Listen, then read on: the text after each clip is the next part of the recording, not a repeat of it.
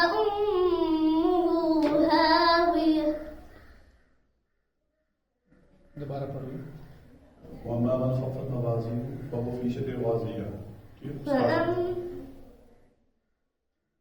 أعوذ بالله من الشيطان الرجيم.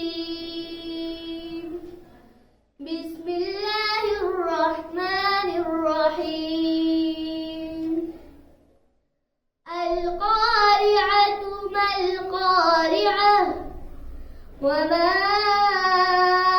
أدراك ما القارعة يوم يكون الناس كالفراش المبثوث